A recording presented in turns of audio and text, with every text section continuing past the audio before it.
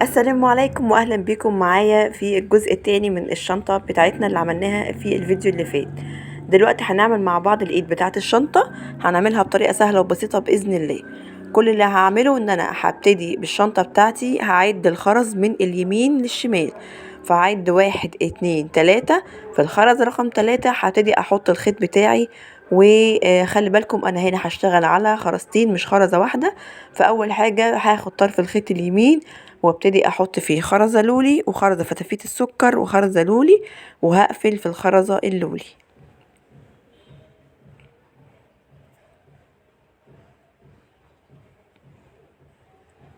تمام. دلوقتي كل اللي هعمله هاخد طرف الخيط اللي من تحت وهمشيه خرزة واحدة في الفتافيت اللي جنبها زي ما هتشوفوا دلوقتي كده. طرف الخيط اللي من تحت همشيه في واحدة فتافيت اهي اللي هي اصلا في الشنطة ذات نفسها، وهو نفس الطرف الخيط اللي من تحت هحط فيه واحدة لولي وواحدة فتافيت السكر وهقفل في الفتافيت.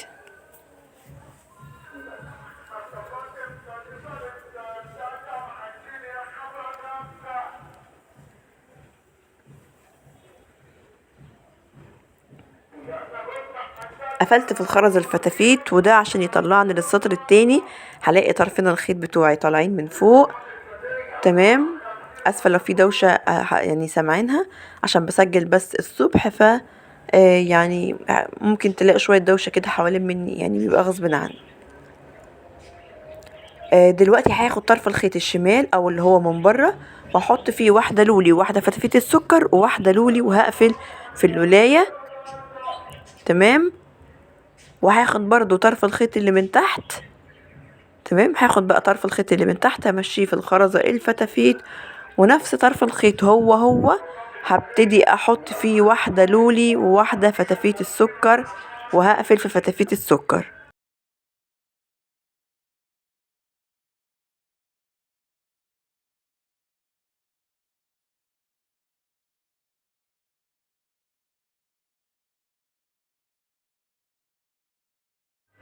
دلوقتي هبتدي اعمل سطر تالت بنفس الطريقة وبنفس الترتيب الخرز بالظبط. فهاخد طرف الخيط اللي من بره احط واحدة لولي وواحدة فتافيت وواحدة لولي، وهقفل في اللولي زي ما انتوا شايفين كده. حطيت واحدة لولي وواحدة فتافيت وواحدة لولي، وبقفل في اللولاية الأخيرة اللي أنا حطيتها. تمام. طرف الخيط اللي من تحت همشيه خرزة واحدة، وهو نفس طرف الخيط هحط فيه واحدة لولي وواحدة فتافيت السكر.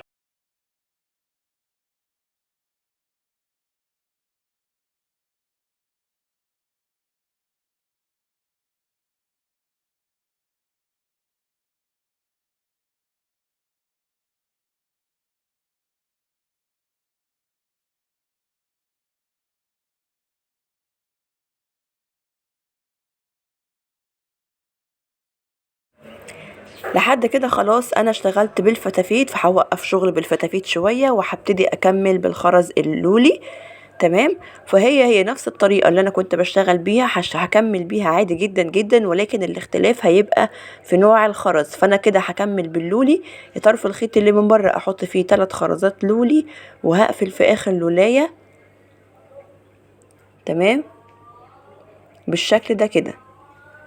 طرف الخيط اللي من تحت هدخله في الخرزة الفتافيت دي، وطرف الخيط اللي من تحت برضو اللي هو ناحية الشمال هبتدي احط فيه 2 لولي.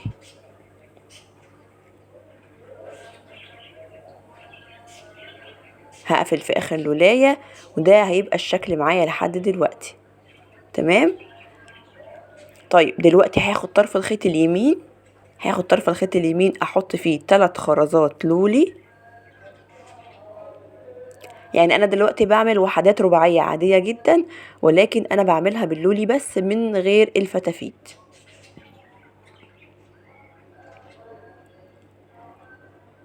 زي ما انتوا شايفين كده. وهاخد طرف الخيط اللي من تحت وهمشيه في اللولاية، وهو نفس الخيط اللي من تحت برضو هحط فيه 2 لولي.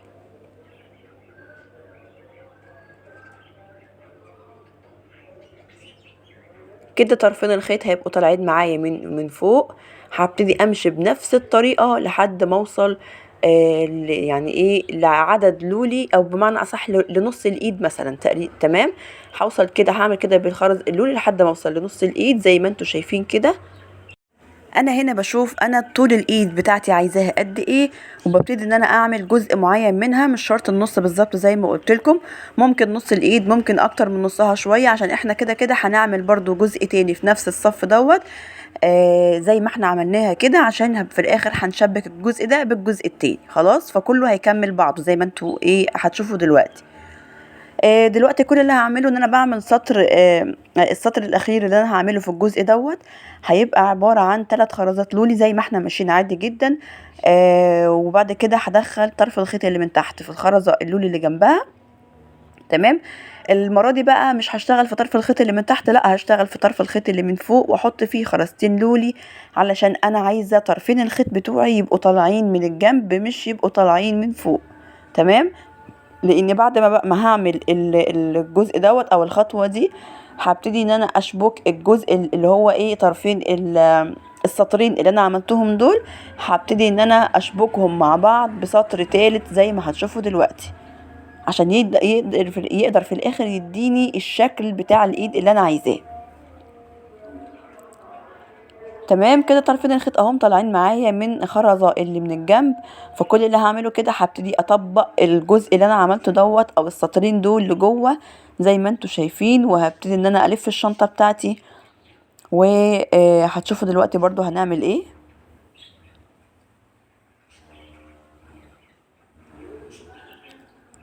دلوقتي انا معايا طرف خيط فوق وطرف خيط تحت. طرف الخيط اللي من فوق هبتدي ادخله في الخرزة اللي قصادها. بصوا طرفين الخيط طالعين معايا من الخرزة اللي من الجنب. دلوقتي طرف الخيط اللي من فوق، اول حاجة قبل ما ادخله في الخرزة اللي قصادها هحط فيه خرزاية واحدة بس لولي. تمام، وهبتدي بعد كده ادخله اهو في الخرزة اللي انا بشاور عليها دي. انا بتكلم عن طرف الخيط اللي من فوق. تمام، زي ما شايفين بالشكل ده كده. اول حاجة هحط فيه خرزاية لولي، وبعد كده هدخله في الخرزة المقابلة للخرزة اللي طالع منها الخيط. كده معايا 3 خرزات، فاحتاج خرزة واحدة علشان اكمل الوحدة الرباعية اللي انا بعملها. اي طرف خيط فيهم هاخده واحط فيه خرزة واحدة لولي، وهقفل في اللولاية دي عشان اقفل الغرزة الرباعية.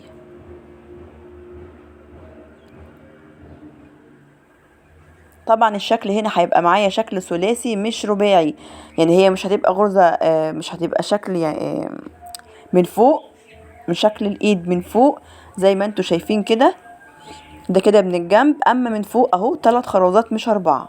تمام يا جماعة، عشان احنا عملنا سطرين وبنقفل بالسطر الثالث مش 4 سطور. دلوقتي طرف الخيط اليمين همشيه خرزة واحدة، وطرف الخيط الشمال همشيه برضو خرزة واحدة، وهاخد اي طرف خيط فيهم هحط فيه خرزة واحدة علشان اقفل فيها واكمل برضو الغرزة الرباعية اللي بعدها.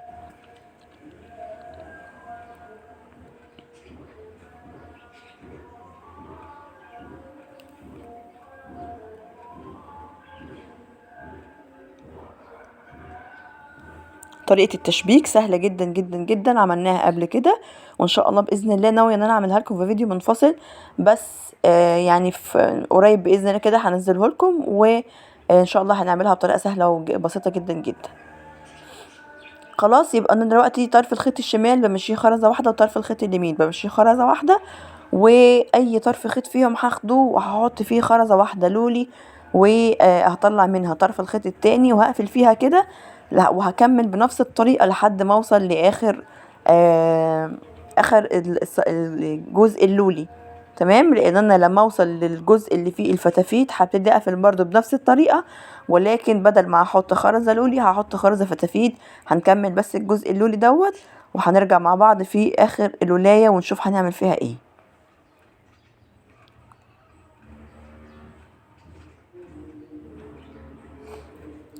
اتمنى اللي وصل لحد هنا ما ينساش يشترك في القناه لو لسه ما اشتركش، ويفعل زر الجرس واللايك الجميل ما تنسوهوش، ونكمل مع بعض كده. انا كده خلاص وصلت لاخر ولايه في الجزء دوت اللي هو باللولي بس. تمام، زي ما انا ماشيه كده، طرف الخيط اليمين بمشيه خرزه، وطرف الخيط الشمال بمشيه خرزه، وهاخد اي طرف خيط فيهم، ولكن المرة دي هحط فيه واحدة فتافيت السكر علشان تبقى قصاد الفتافيت اللي انا كنت عاملاها في الجزء الاول من الايد بتاعتي. نفس الطريقة هي مفيش اي اختلاف، الاختلاف بيبقى في شكل الخرزاية مش اكتر، او نوع الخرزاية.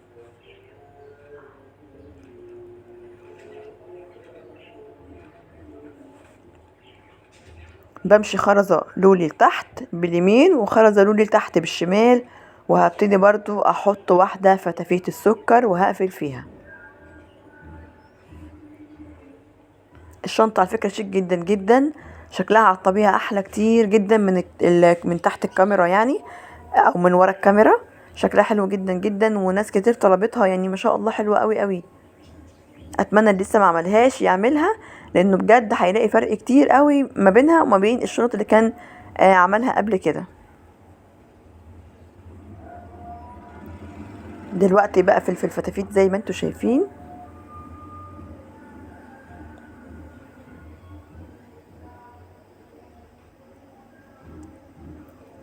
اخر لولاية بقى معايا في الايد، هبتدي ان انا ادخل كده الخيط بتاعي لتحت زي ما انا كنت ماشية عادي. ده كده انا بوريكم شكل الايد في الشكل النهائي عامل ازاي. شكلها حلو قوي قوي.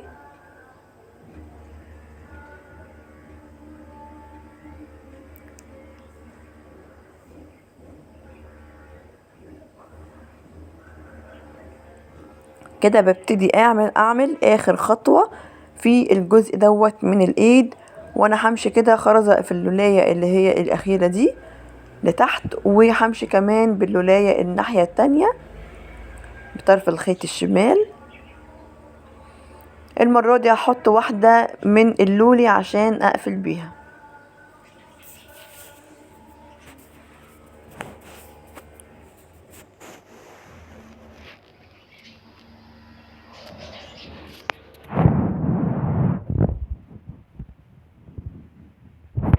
خلاص انا كده خلصت الجزء الاول من الايد اهي. دلوقتي كل اللي بعمله دلوقتي ايه، ان انا هبتدي اقفل الخيط بتاعي. يعني ايه؟ يعني هبتدي ادكك الخيط بتاعي ما بين الخرز سواء اليمين او الشمال. المهم ان طرفين الخيط هما الاتنين يبقوا طالعين جنب بعض على طول، او يتقابلوا في نقطة واحدة، علشان ابتدي ان انا اربطهم ربطتين كده فوق بعض، واقفل على الخرز بتاعي عشان الخرز بعد كده ما يتفكش. ممكن تلاقوا الخرز الفتافيت بيعصلك معاكوا شوية، حاولوا معاه ان شاء الله كده يبدأ يظبط معاكوا.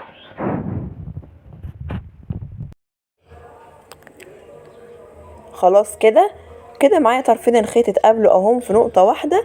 هبتدي ان انا اخدهم كده واربطهم ربطتين فوق بعض بالطريقة العادية جدا جدا.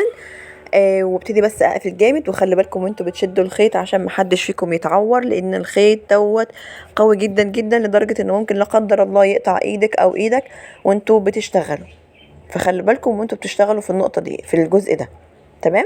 دلوقتي العقدة اللي اتكونت هبتدي ادخلها كده بالراحة جوه الخرزة علشان ما تبقاش باينة ويبقى شكلها وحش. وخلي بالكم انا الجزء دوت بعمله مرتين، يعني انا بدكك الخيط بتاعي حوالين الخرز واقفله وادخل العقدة جوه الخرزة مرتين ورا جنب بعض، علشان بس ااكد على الشنطة بتاعتي ان هي ما تتفكش فيما بعد مع الاستعمال. تمام. يعني كشيء او كنوع من الامان اكتر. دلوقتي اللي انا عملته في الايد دي في الجزء يعني في الجزء دوت هعمله هو بنفس الطريقة في الجزء التاني.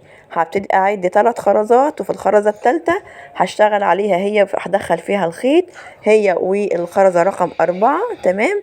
وزي ما عملت هنا هعمل هنا بالظبط، ولكن مش بنفس العدد زي ما انتوا شايفين كده. ممكن يبقى جزء طويل جزء قصير حسب طول الايد اللي انا عايزاها. ببتدي كده اشتغل ادوار من الخرز، وابتدي احط الايدين كده مع بعض واشوف هل الطول مناسب ولا محتاجة ان انا اشتغل مثلا ادوار زيادة. ودلوقتي كل اللي انا هعمله معاكم ان انا هبتدي اقفل او اشبك الجزء دوت من الايد بالجزء التاني. تمام. زي ما هتشوفوا هنشبكها بطريقة سهلة جدا جدا. هنقص قطعة خيط صغيرة مش طويلة، لان هي مش هتاخد خيط كتير. تمام. طيب ادخل الخيط بتاعي في انه خرزة؟ مش هتفرق تدخلي الخيط بتاعك في انه خرزة قد ما هتفرق ان انت بعد ما تدخليه في الخرزه اللي انت هتختاريها لازم تدخلي الجزء التاني او يعني في الخرزه اللي قصادها المقابله ليها. تمام. طيب انا هختار خرزه اهي مثلا، وهبتدي احط فيها الخيط بتاعي، وقبل ما احط الخيط بتاعي في الجزء التاني من الايد هحط لولايه واحده. طيب حطيت لولايه، ببتدي كده احط طرفين الجزئين بتوع الايد مع بعض قصاد بعض كده، وابتدي اشوف الخيط بتاعي طالع من انهي خرزه، وهبتدي ادخل الخيط بتاعي في الخرزه المقابله ليها في الجزء التاني من الايد. تمام. طيب بعد كده بحط اي طرف خيط فيهم باخده واحط فيها لولايه واحده. تمام. وابتدي ان انا اظبط الايد بتاعتي كده، وابتدي اشد الخيط بتاعي وادخل العقده جوه الخرزه زي ما انتوا شايفين كده. تمام. كده الخطوات اللي جايه بقت سهله ان شاء الله، اسهل من اللي فاتت، لان كل اللي انا هعمله دلوقتي ان انا همشي بالخيط بتاعي اليمين همشيه خرزه واحده، والشمال همشيه خرزه واحده، وهحط لولايه وهقفل فيها زي ما هتشوفوا معايا دلوقتي.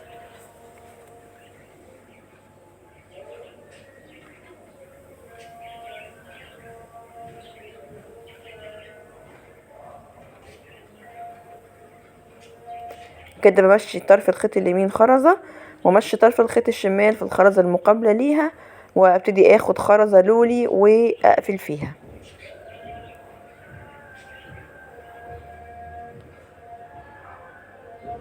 على قد ما اقدر احاول ما اخليش يبقى فيه مسافات ما بين الخرز وبين بعضه، علشان شكل الايد يبقى متناسق معايا ويبقى كويس. تمام.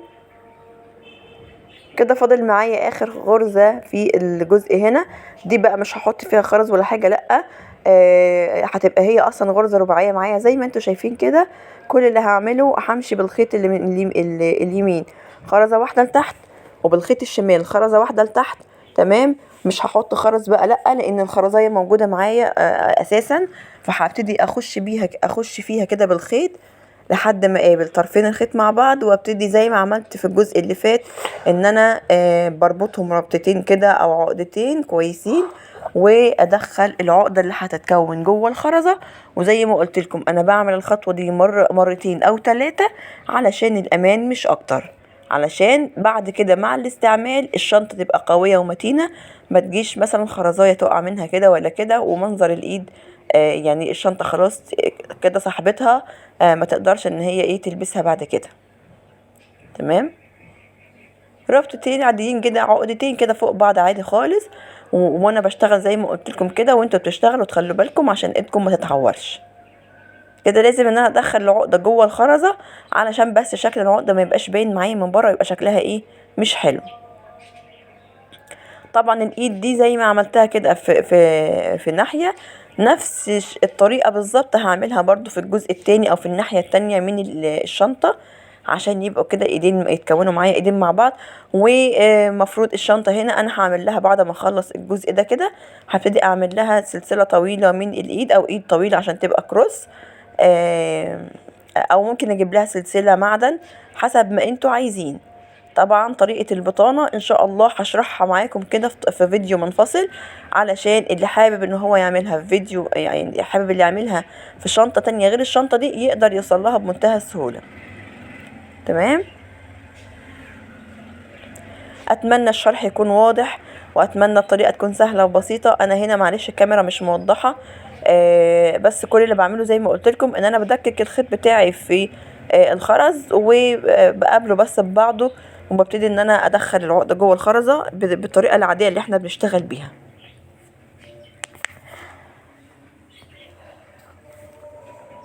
اتمنى الفيديو بتاع النهارده يكون عجبكم، واتمنى يكون سهل وبسيط. اتمنى اكون قدرت ان انا اوصل الطريقه بطريقه سهله وبسيطه، و